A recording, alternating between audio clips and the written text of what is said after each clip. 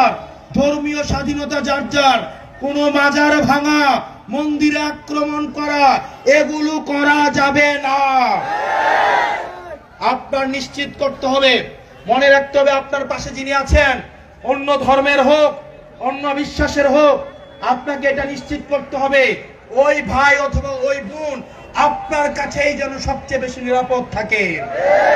আমাদের সংখ্যালঘু ভাইয়েরা যারা আছেন, আমাদের হিন্দু ধর্মাবলম্বী ভাইয়েরা যারা আছেন, বৌদ্ধ খ্রিস্টান ধর্মাবলম্বী ভাইয়েরা আছেন, আমরা আপনাদেরকে সংখ্যালঘু মনে করি না।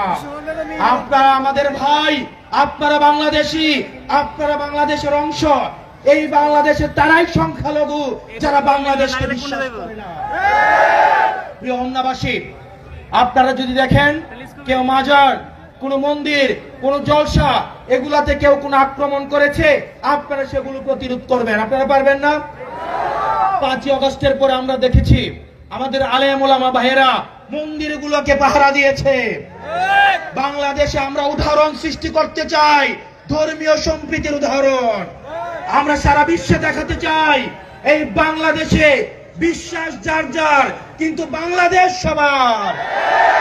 আমরা সারা বিশ্বে সেই উদাহরণ সৃষ্টি করতে পারবো তো ইনশাআল্লাহ? পারবো তো ইনশাআল্লাহ? আমরা সারা পৃথিবীকে দেখাইতে চাই যে আমাদের বাংলাদেশে প্রত্যেকেই তার বিশ্বাস নিয়ে মর্যাদার সাথে এই বাংলাদেশে বসবাস করতে পারে।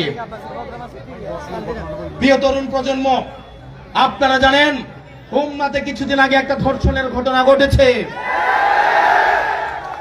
আমাদের মানুষ নিরাপত্তা ঝুঁকিতে রয়েছে, ধর্ষণের ঘটনা ঘটছে, মাজার ভাঙা হচ্ছে, সংখ্যালঘুদের বিভিন্ন সময় নিরাপত্তাহীনতায় ভুগছে।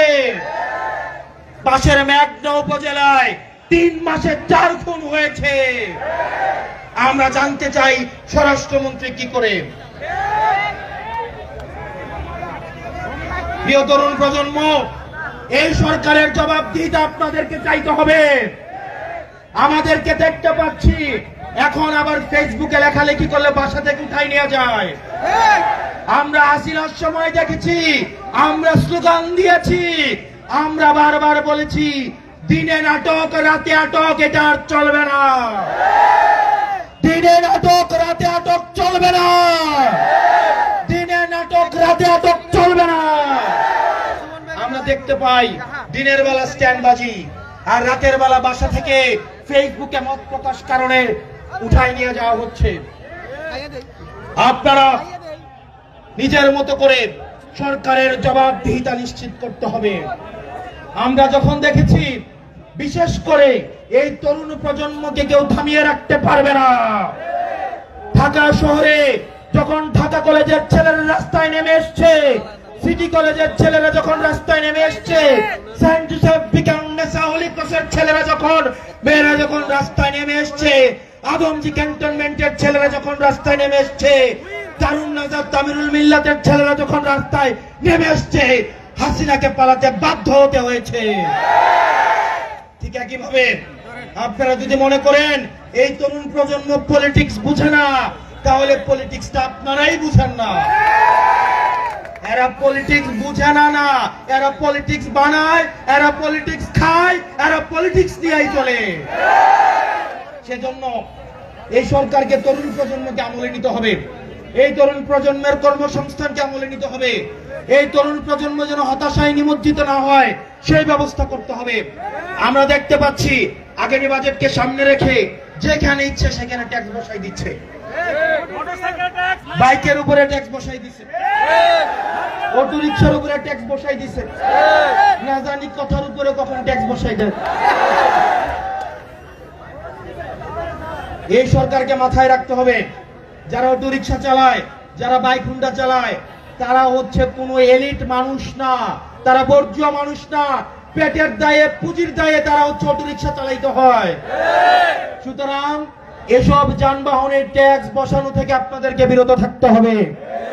আমাদের প্রাইভেট সেক্টরকে উন্মুক্ত করে দিতে হবে, প্রাইভেট সেক্টরকে পৃষ্ঠপোষকতা দিতে হবে, তাহলে কর্মসংস্থান বৃদ্ধি পাবে। প্রিয় তরুণ প্রজন্ম, প্রিয় হোমনাবাসী, আমরা এমন একটা বাংলাদেশ গড়তে চাই যেখানে কোনো আদর্শিক বিভাজন থাকবে না।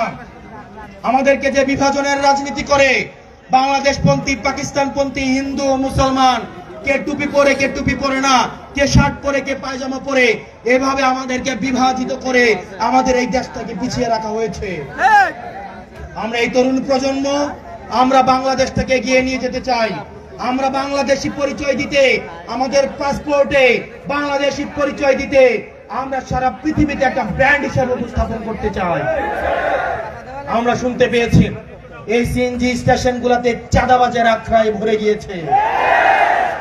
আমার উপজেলায় খোঁজ নিয়েন, আমার উপজেলায় খোঁজ নিয়েন, কোন সিএনজি স্টেশনে চাঁদাবাজি নাই। এই সিএনজি স্টেশনে চাঁদাবাজি চলে না? আমারটাই নাই কেন? আমারটাই নাই কেন? কারণ আমি মাফিয়াদের সাথে কম্প্রোমাইজ করি না। আপনাদের এলাকায় ইটভাটা আছে? ইটভাটা আছে? এগুলো চলতেছে না? আমার এলাকায় খোঁজ নিয়েন, ইটভাটা দেখে দেখে সেগুলো ভেঙে ফেলা হচ্ছে। আমার এলাকায় কেন ভাঙতে পারি? কারণ আমি মাফিয়ার কাছে বিবেক বর্গা দিয়ে ভোটে জিতি নাই। আমার জন্য ভোট দিয়েছে মা বোনেরা, আমার কেন্দ্রগুলো পাহারা দিয়েছে যুবক ভাইয়েরা, মাদ্রাসা পড়ুয়া শিক্ষার্থীরা, আমার জন্য মায়েরা নিজে টাকা তুলে আমার জন্য সিএনজি ভাড়া দিয়ে ভোট দিতে আসছে। সুতরাং যারা জনগণের ভোটে নির্বাচিত, তারা মাফিয়াদের বিরুদ্ধে তাদের লড়াই অব্যাহত থাকে। আর যারা মাফিয়াদের টাকা দিয়ে নির্বাচন করে, তারা ইটভাটা দেখেও তারা চোখ বন্ধ করে থাকে, তারা চাঁদাবাজি দেখেও তারা চোখ বন্ধ করে থাকে, ঢাকায় বসে এলাকা চালায়। প্রিয় হোমনাবাসী, আমরা চাই এই চাঁদাবাজ নির্মূল হোক, এই উন্নত উন্নয়ন হোক। সেজন্য আমরা আগামী নির্বাচনে আপনাদের এলাকা থেকে আমরা পৌরসভার মেয়র হিসেবে এনসিপি আমরা রাজুর আহমেদ সরকারকে আমরা সমর্থন দিয়েছি। আমরা সারা বাংলাদেশে আমাদের সাংগঠনিক বিস্তার অব্যাহত রাখবো। সেজন্য আপনাদের ইউনিয়নে ইউনিয়নে আপনারা যারা চেয়ারম্যান হতে চান, মেম্বার হতে চান, বিশেষ করে ইয়াং যারা আছেন, যাদের বয়স হয়েছে, ভোটে দাঁড়াইতে কোনো ধরনের বাধা বা কোনো ধরনের থাকে না যে আমার বয়স কম, আমি ভোটে কিভাবে দাঁড়াবো, এটা ভাবার দরকার নাই। জনগণের কাছে যাওয়া মানুষ ভোটে জিতাবে। আমি যখন ভোটে দাঁড়াই আমাকে বলছে আমি 500 ভোট পাবো। আমাদের হাদি ভাইকে বলছে 500 ভোট পাবে, বলে নাই? বলে নাই? আমরা ঠিক আছে বলছি, টাকা ছাড়া 500 ভোট দিলে এটা এনাফ। আমরা 500 ভোট নিয়ে আমরা নির্বাচনী সংযোগ শুরু করেছি। প্রথম দিন 500, তারপরের দিন জিজ্ঞেস করতাম আশেপাশে বাইরে ভাই 520টা হয়েছে কিনা, তারপর দিন জিজ্ঞেস করতাম ভাই 550 হয়েছে কিনা। এমনি করতে করতে আমি ভোট পেয়েছি 1,72,000। আমি নির্বাচন করেছি বিএনপির বিরুদ্ধে, আওয়ামী লীগের বিরুদ্ধে। আমার নির্বাচনে বিএনপি এবং আওয়ামী লীগ স্বৈরাচার মিলেমিশে একাকার হয়ে গিয়েছে। থামাইতে পেরেছে? কারণ আমার সামনে ছিল তরুণ প্রজন্ম এবং আমার মায়েরা। সেই জন্য আমার মা বোন, আপনারা হোমনাবাসী যারা আছেন, তরুণ প্রজন্মের যারা আছেন, মুরব্বীদেরকে আমরা দাওয়াত দিব। না আসলে আমরা তাদের দোয়া নিব, কিন্তু আমরা আগাই যাব আমাদের তরুণ প্রজন্ম এবং মায়েদেরকে নিয়ে। আগামীর বাংলাদেশ, এই চ্যানেল ফর বাংলাদেশ, জেনজির বাংলাদেশ, তাদেরকে মাথায় রেখেই আমাদের নির্বাচনী প্রস্তুতি নিতে হবে। সেজন্য আমরা চাই আপনারা বিভিন্ন ইউনিয়নে ইউনিয়নে, ওয়ার্ডে ওয়ার্ডে আপনারা কাউন্সিলর এবং চেয়ারম্যান প্রার্থী, মেম্বার প্রার্থী আপনারা হচ্ছেন, আগ্রহী হবেন এবং আমরা আপনাদেরকে সমর্থন দিব যদি আপনাদের যোগ্যতা থাকে। প্রিয় হোমনাবাসী, আমরা আমাদের এই সংগঠন আমরা প্রসারিত করতে চাই।